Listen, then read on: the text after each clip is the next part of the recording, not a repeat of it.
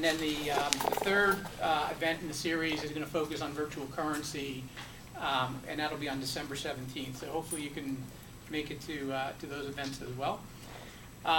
We're delighted tonight to have some wonderful speakers here. We're going to make this very interactive, so feel free to ask questions throughout.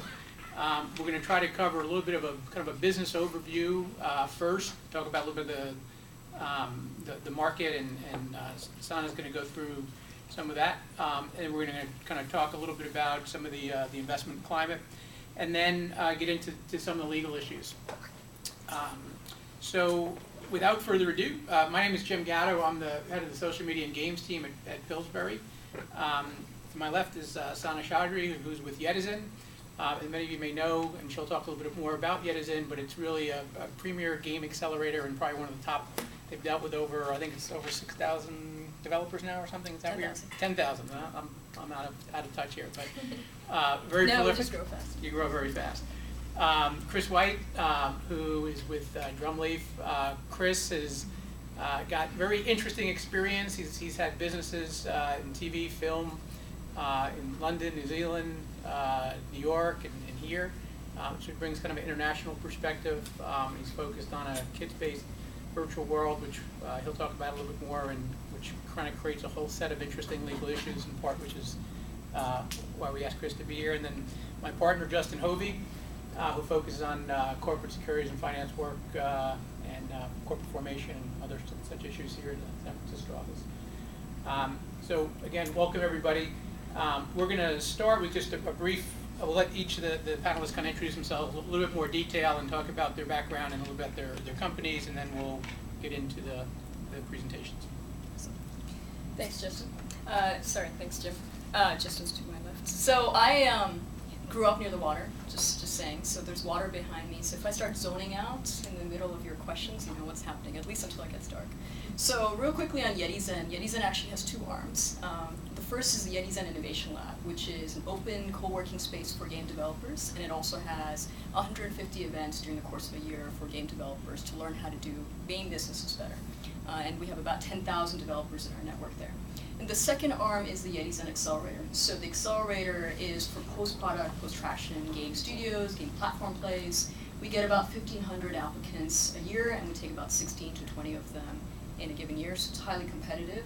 And Chris here from Drumleaf is actually one of our portfolio companies at YetiZen as well. We have a lot of different things like mentorship, but from 150 veterans in the space, partnership deals, a lot of different VCs involved. You can look at our website and find out more about that. Thank you. Chris? Yeah, so hi everybody.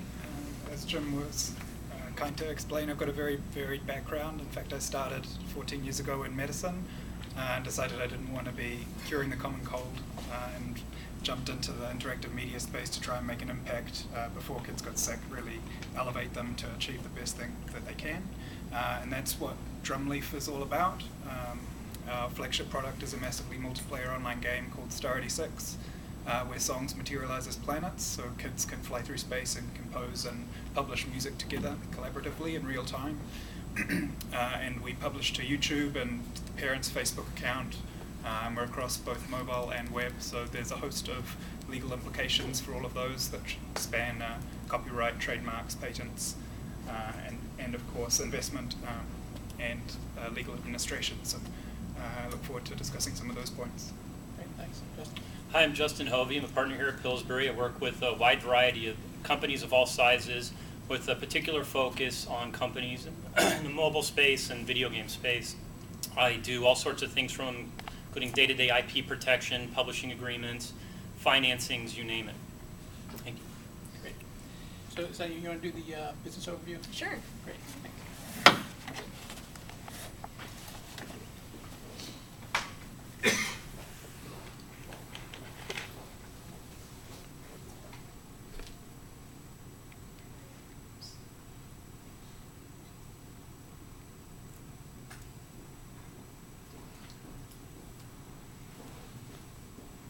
So just some quick slides that I threw together to give you guys an overview. For those of you in games, you may have heard a lot of this, at least in the first beginning.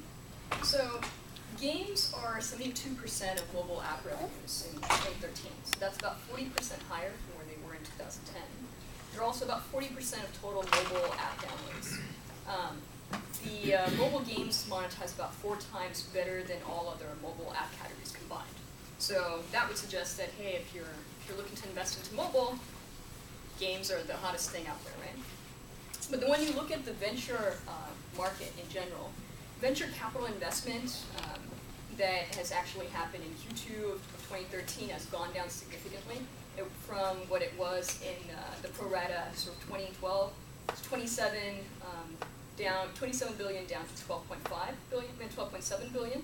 And if you look at the fundraising by the venture funds themselves at that same time, it's also down significantly. So 213 funds in 2012 to about 88 funds as of Q2 of 2013, which is when these numbers are from, and from 19.7 billion to 7.2 billion.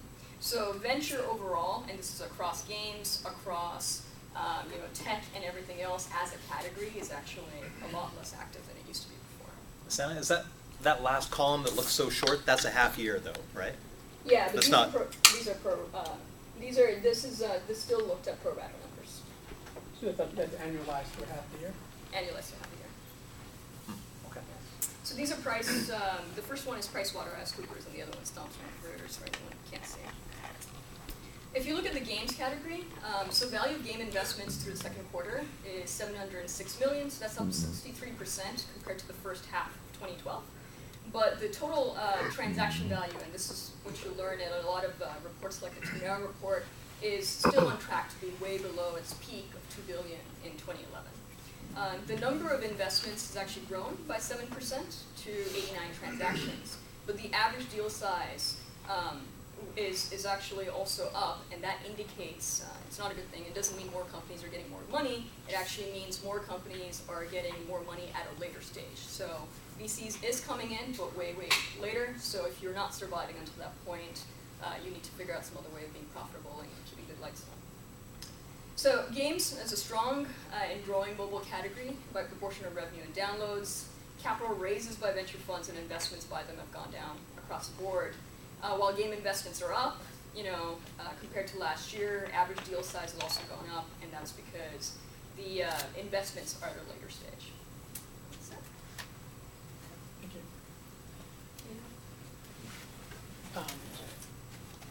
Chris, you want to do your... So Chris is going to do a quick overview, just some information about it. We'll use a little bit of that as kind of a launching pad for some of the legal issues, and we'll talk a bit more about the investment climate as well in a second.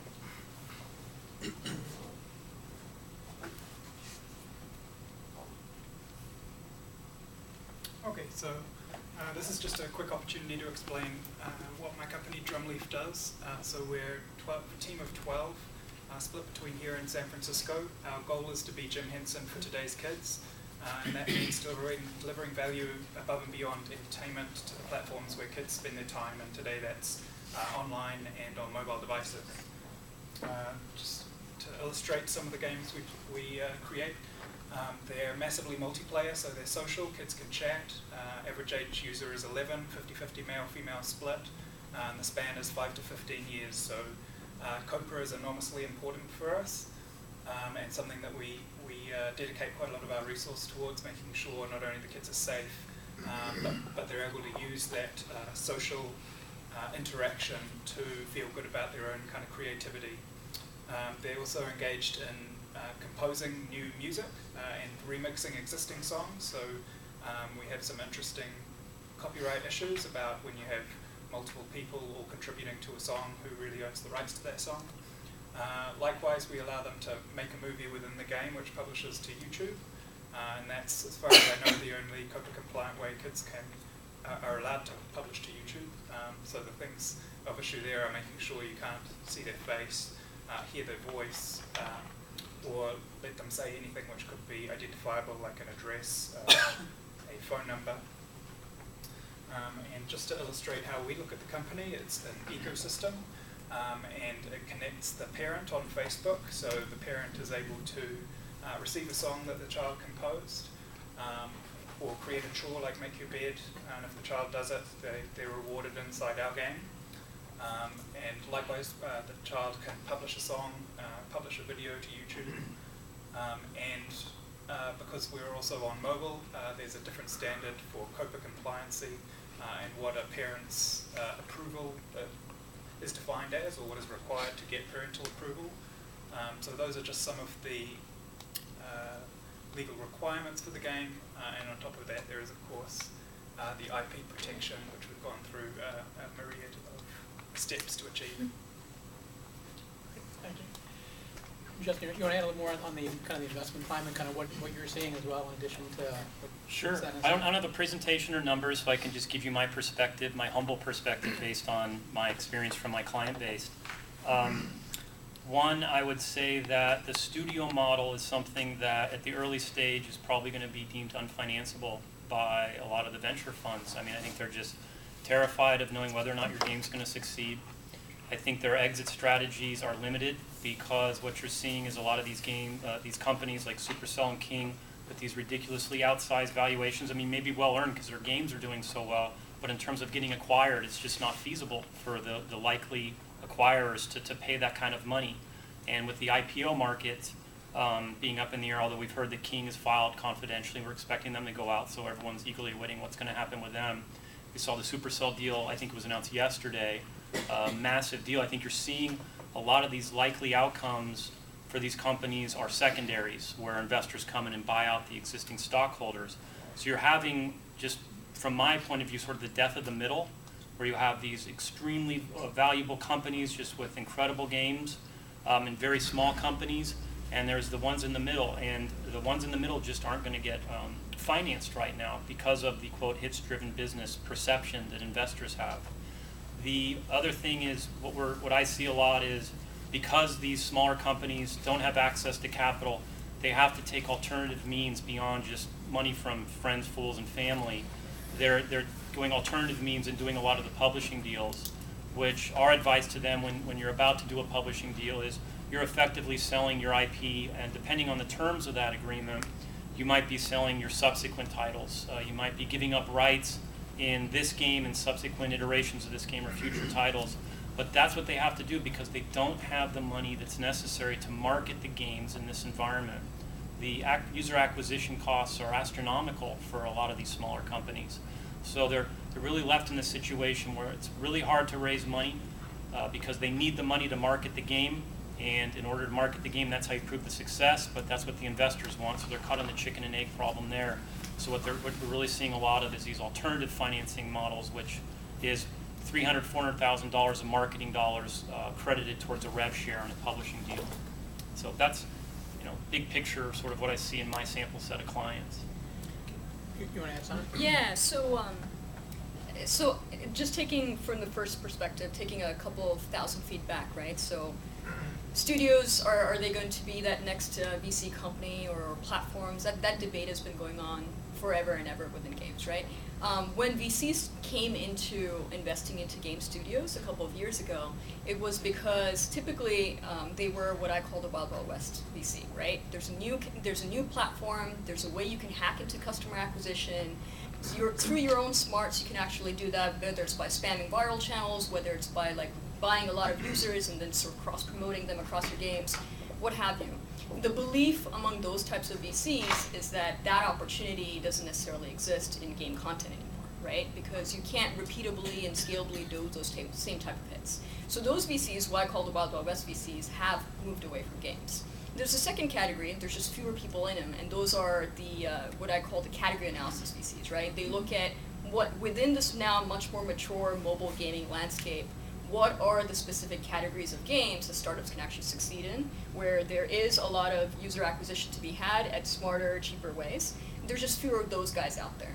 And so the real question, the reason why they're thinking of studios as a consolidation model is like, hey, I need $1 billion outcome in order for the economics of my fund to make sense. Will I get that from a game studio? I don't know. Let me wait and see based on the number of hits if they're actually going to get there, and then I'll invest as a VC. So that's the reason why VCs are investing a lot later.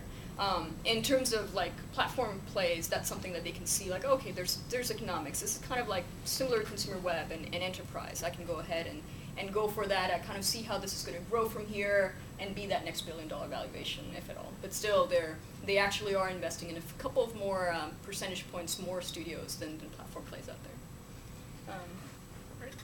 Chris, any insights or kind of based on experiences as far as funding that in any of the companies you've been involved with that you think are kind of interesting practical points worth sharing?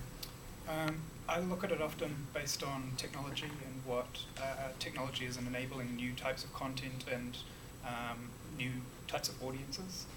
So for me, something like the Oculus Rift, which is not yet a commercial product, but a lot of people see potential in, a studio that is focusing on that kind of experience has a lot of potential to capture that market early on.